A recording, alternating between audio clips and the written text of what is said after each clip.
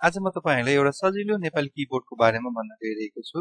त्यसको लागि गुगलमा जानु होला। google.com मा एजेन्ट आकाश युनिकोड टाइप गर्नु होला। एजेन्ट आकाश युनिकोड। त्यसपछि यो वेबसाइट खोल्छ, यसमा क्लिक गर्नु होला। agentaakash.com/unicode भन्ने। यहाँ माउस लाँदाखेरि यता तलपट्टि यहाँ देख्न सक्नुहुन्छ। जस्तै यहाँ माउस लाँदाखेरि यो URL यता तलपट्टि देख्न सक्नुहुन्छ अथवा यहीँबाट पनि हेर्न सक्नुहुन्छ। त्यसपछि यसमा थुप्रै लिंकहरु छ। त्यसमा जापानिज किबोर्ड पनि छ, कोरियन किबोर्ड पनि छ। त्यसपछि यहाँ नेपाली किबोर्ड छ, यसमा क्लिक गर्नु होला। त्यसपछि यो पेजमा आउँछ। यो पेजमा तपाईहरुले अब म किबोर्डबाट 2 थिच्छु, आयो।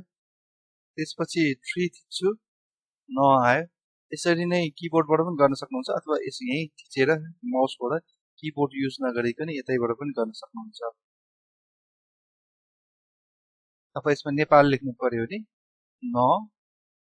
यो माथि भयो, भयो, यो आकार भयो।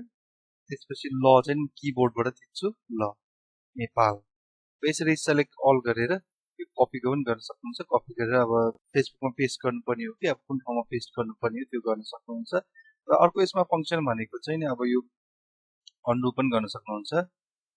यसरी मेट्नु पर्यो भनेदेखि रिडु फेरि ल्याउनु पर्यो भने, अब यो हटाउनु पर्यो भने क्लियर अल पनि गर्न सक्नुहुन्छ।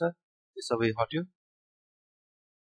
त्यसपछि यो अर्को एउटा फंक्सन चाहिँ यो प्लस फंक्सनले चाहिँ यो अक्षरहरु तपाईलाई अलिक सानो लागेको छ भने अलि ठुलो बनाइदिन्छ। अहिले यहाँ हेर्न सक्नुहुन्छ। प्लस जति हामीले थिच्दै जान्छौं त्यसपछि यो ठुलो हुँदै जान्छ। र अर्को अब माइनस गर्नु पर्यो भने, सानो बनाउनु पर्यो भने माइनस गर्न सक्नुहुन्छ। मोबाइलमा कहिलेकाहीँ हेर्दाखेरि अप्ठ्यारो भयो भने यो टुलहरु युज गर्न सक्नुहुन्छ। तर यो मोबाइल भन्दा पनि डेस्कटपमा बेस्ट हुन्छ। मोबाइलमा सायद डेस्कटपमा जस्तो राम्रो एक्सपिरियन्स चाहिँ नहुन सक्छ। यदि मोबाइलमा चलाउँदै हुनुहुन्छ भने ल्यान्डस्केप मोडमा चलाउन सक्नुहुन्छ। पोर्ट्रेट मोड भन्दा पनि ल्यान्डस्केप मोडमा भयो भने चाहिँ यो किबोर्ड सबै फिजिएर आउन सक्छ। यो पोर्ट्रेट मोडमा चाहिँ अलि काचको हुन सक्छ। अनि यो किबोर्ड चलाउँदा के कस्तो लागेको छ र यसमा के सजेसन दिनुपर्ने छ यो इम्प्रुभमेन्टको लागि भनेदेखि यहाँ सजेसन पनि देख्न सक्नुहुन्छ। त्यस्तै गरी ब्लग पढ्न चाहनुहुन्छ भने यो होममा थिच्नु भयो भने ब्लग पनि पढ्न सक्नुहुन्छ। यस्तै युजफुल सफ्टवेयरहरु लिएर आउने छु म पछि पनि।